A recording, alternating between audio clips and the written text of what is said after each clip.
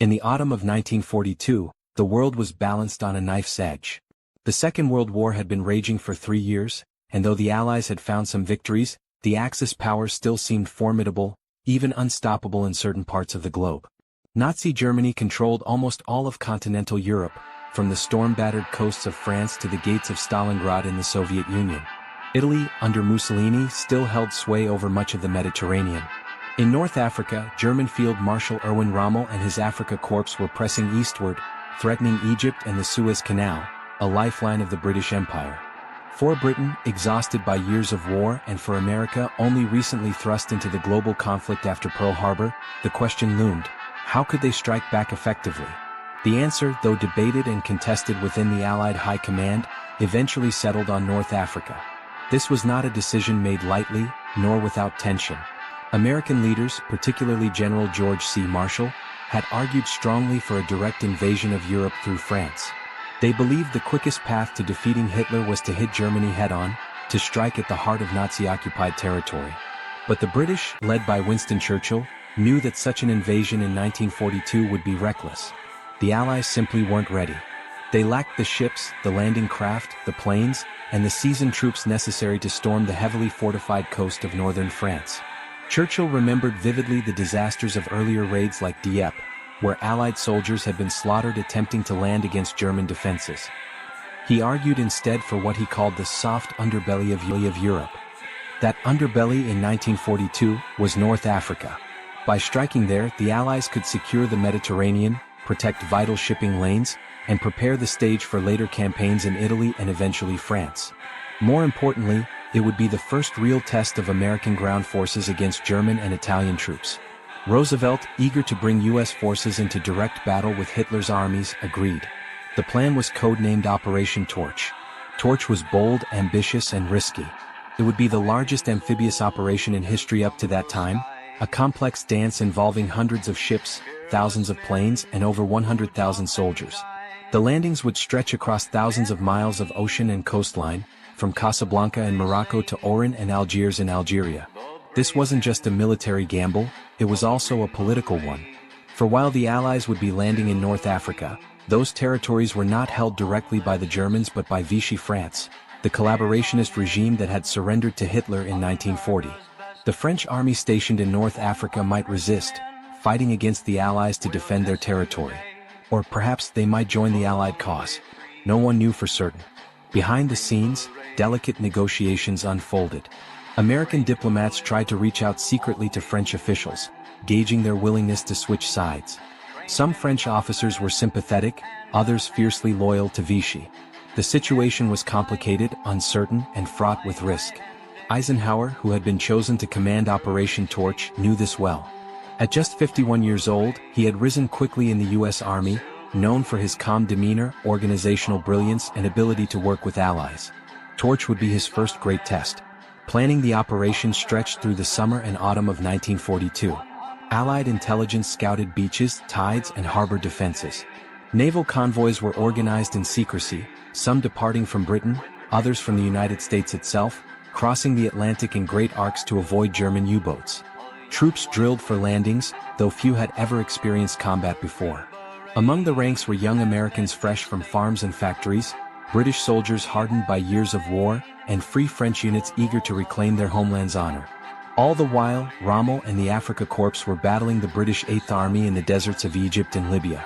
At El Alamein, just weeks before the Torch landings, General Bernard Montgomery's forces struck Rommel hard, halting the Axis advance and pushing them westward. The stage was set. From the east, Montgomery would drive across Libya, while from the west, Eisenhower's Torch forces would land in Morocco and Algeria. The Axis would be caught in a pincer, squeezed between two converging armies. If the plan succeeded, North Africa could be liberated, and the Allies would have their first great victory on land against Hitler's forces. Yet success was far from guaranteed. The logistical challenges were immense. The distances were enormous. The political uncertainty of French resistance loomed like a shadow over every plan.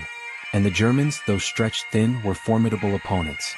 As the convoys assembled in the final days of October 1942, men aboard the ships whispered and wondered where they were headed. Many of the American soldiers thought they were going to Europe proper, perhaps even France. Only when the ships were far at sea did they learn their true destination, the shores of North Africa. For many it would be their baptism of fire. For the Allies, it would be a gamble that might change the course of the war. On the night of November 7, 1942, the seas off the coast of North Africa were alive with movement. The darkness was broken only by the faint glow of moonlight on waves and the dim silhouettes of ships spread across the waters. Hundreds of vessels, great and small, crept toward their designated points. The air was tense, heavy with anticipation.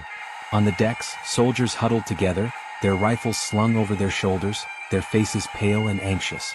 They whispered in low voices, smoked nervously, or clutched rosaries and letters from home. The moment of truth was coming. The convoys had crossed thousands of miles, dodging German submarines and storms. They had come in 3 massive groups, each destined for a different target. In the west, near Casablanca, was the Western Task Force, composed largely of Americans under General George Patton, the fiery and uncompromising commander who relished the idea of battle. In the center, near Oran, the Center Task Force prepared to strike, while to the east, near Algiers, the Eastern Task Force moved silently toward its beaches. Together they represented an enormous force, over 100,000 troops backed by warships, carriers and bombers. It was the largest amphibious operation in history up to that date. Yet the question still hung over them like a cloud. Would the French resist? The French garrisons in Morocco and Algeria were still technically loyal to the Vichy government, which collaborated with Hitler. They had tanks, artillery and warships in harbor. They might fight fiercely to defend their territory, or they might surrender and join the Allies. No one knew which way they would turn until the first shots were fired.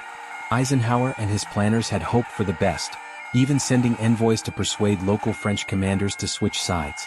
But persuasion was no guarantee in the chaos of war. As dawn broke on November 8, 1942, the landings began. At Casablanca, Patton's forces surged toward the beaches.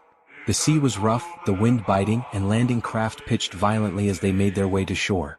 Young American soldiers, many of whom had never seen combat before, leapt into the surf with their rifles held high. The beaches erupted with the crack of gunfire. French coastal batteries opened fire, and shells whistled overhead. In the harbor, French ships scrambled to sortie, and a naval clash erupted. American warships and aircraft pounded the defenses, while landing forces struggled to gain a foothold. Chaos reigned, but slowly, steadily, Patton's men pressed forward. At Oran, the landings met similar resistance. The beaches there were narrow and heavily defended. French troops, determined not to surrender without orders, fired back with artillery and machine guns. In one particularly desperate attempt, American forces tried to seize the harbor directly by sending ships packed with soldiers through the boom defenses. But the plan turned into a disaster. The French defenders opened fire, sinking the American ships in the water. Men leapt into the flames and oil, swimming desperately for shore. It was a bloody introduction to war. Meanwhile, at Algiers, the landings unfolded differently. There, negotiations and local support from sympathetic French officers helped ease the way. Resistance was lighter, and by the end of the first day, Allied troops had secured key positions. Still, fighting flared in pockets as French units loyal to Vichy resisted stubbornly. Overhead, Allied aircraft strafed and bombed, silencing strong points and knocking out armored vehicles. The Mediterranean echoed with the thunder of naval guns as destroyers and cruisers shelled the coast to cover the advancing troops. For the men on the ground, the landings were a baptism of fire. The beaches were a terrifying mix of confusion, smoke and noise. Landing craft grounded on sandbars or tipped in the surf, spilling men into the water. Soldiers waded ashore under fire, stumbling, falling, dragging their heavy packs. Some never rose again. Others pushed forward, clawing their way up dunes and cliffs to assault enemy positions. Friend and foe alike were unsure in many places whether they were truly enemies at all. French officers argued, soldiers hesitated, but when bullets flew, hesitation turned to combat. In those hours, chaos ruled. For Eisenhower, directing the vast operation from his headquarters, reports came in piecemeal and confused. Some beaches were secured, others contested. French warships had clashed with American battleships, but U.S. naval power was overwhelming. Slowly, across Morocco and Algeria, the Allies gained the upper hand. By November 10th, Casablanca had fallen, Oran was in Allied hands and Algiers was secure. The gamble had worked. The French forces, after initial resistance, agreed to cease fire.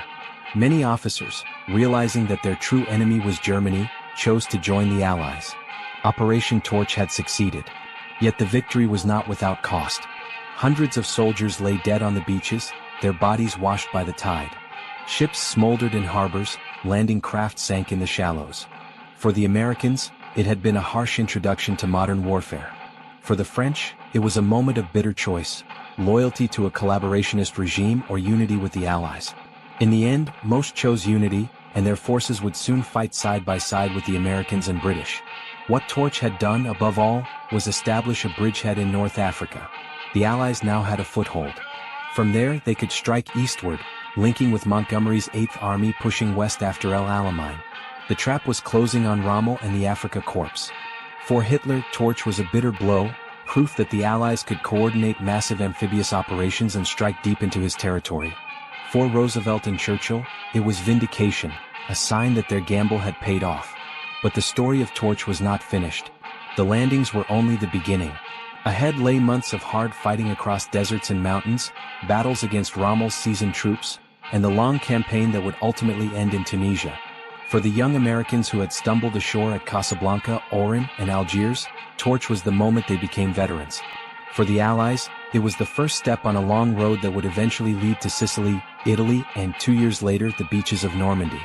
When the guns finally fell silent along the beaches and harbors of North Africa in mid-November 1942, a strange calm descended on the land. The echoes of naval bombardments still lingered in the air, and the ground bore the scars of battle: burnt-out tanks, smoking wrecks of ships, craters from artillery shells. Yet amid this destruction, a new reality began to take shape. Operation Torch had succeeded. The Allies now stood firmly on African soil, with ports and airfields under their control, and a vast new front opened against the Axis. For Eisenhower, the relief was immense. Torch had been a gamble of historic proportions, one that could easily have ended in disaster. The logistical difficulties alone had been staggering: moving fleets across the Atlantic, coordinating landings across thousands of miles, and ensuring secrecy despite the scale of the operation. On top of this, the political gamble with Vichy France had been perhaps the greatest risk. But the gamble had paid off. The French, after their initial resistance, had agreed to an armistice. Many now openly declared for the Allied cause. French officers who once wore the insignia of Vichy began to don Allied uniforms, their soldiers preparing to march under a new banner. Yet the aftermath was far from simple. The sudden switch of loyalties created confusion and suspicion. Some Americans and British troops viewed their new French allies with unease, remembering the men who had only days before been shooting at them. Some French soldiers, too, felt bitterness and humiliation at being forced into such a position. Yet, slowly, trust began to grow. They were united now by a common enemy, Hitler and his armies. For the American troops, the landings had been a brutal awakening. Many had gone ashore expecting an easy victory, perhaps even hoping the French would welcome them as liberators. Instead, they had found themselves under fire, stumbling across beaches littered with barbed wire and mines, losing friends to artillery and machine gun fire. They had fought their first battles, seen comrades die, and discovered the chaos and confusion that no training could ever fully prepare them for. Torch was their initiation into the grim reality of modern war.